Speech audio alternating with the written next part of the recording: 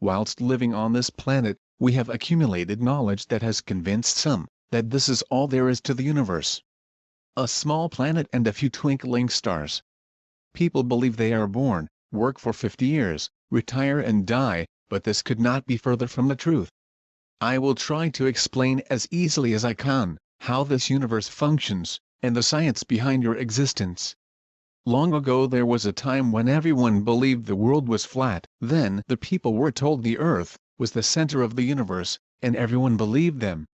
Then the governments told the people, if aliens did exist, they could not get to this planet because everything is too far away. Now the scientists say, it is possible to travel to the stars, because they discovered Einstein was right, space and time are not fixed, both can be manipulated. I want you to free your mind from the mental constraints this tiny planet imposes. Let the logic guide you. Life is not simple.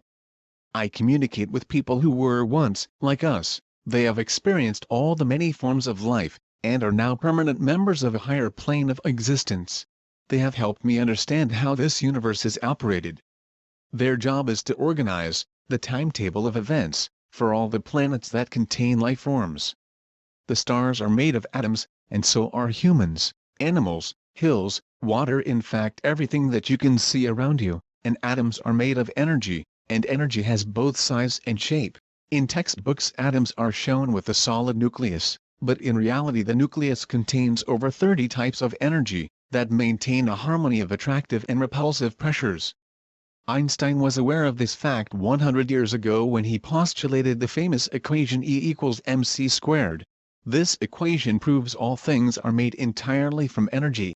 Energy cannot be created or destroyed, but it can be transformed and elevated by the addition of other types of energy. There are people who have no physical bodies. They consist of an elevated form of energy and resemble a glowing sphere. These beings have the ability to enter into physical bodies for the purpose of learning.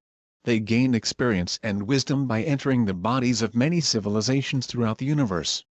Over time they mature and become more intelligent. This person is you. You are still in the early stages of your development. So that you may learn fully from your experience within the body, your memory is dulled, so you have no knowledge of who you really are.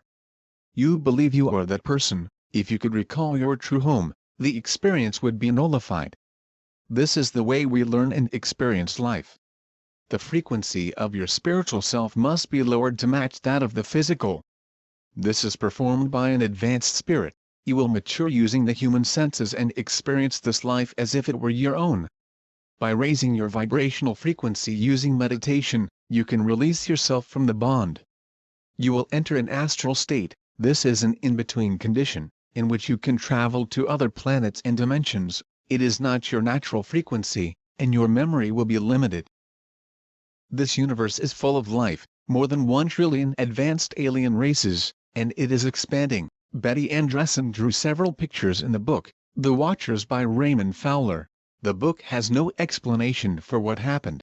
The drawing depicts an alien who has a device that stimulates the physical into a relaxed mode, so Betty can be elevated into her astral state. Betty can enter a waiting craft that is shifted slightly above our time base, which renders it invisible to physical eyes, but it can be seen when you are in an elevated state. When Betty reaches the alien's home in a higher dimension, she is shown many types of machinery. The aliens are different from us, because they can alter the vibrational frequency of their physical host, using their mind, to transcend into a higher plane. Aliens can enter a sub-spirit state, by absorbing a special energy. This astral state is much higher than ours. Whilst in this condition they are extremely happy, because they are free from the bonds that bind them to the physical body. If they rest and absorb even more energy on a special device, they will elevate to their natural state, that of a glowing sphere.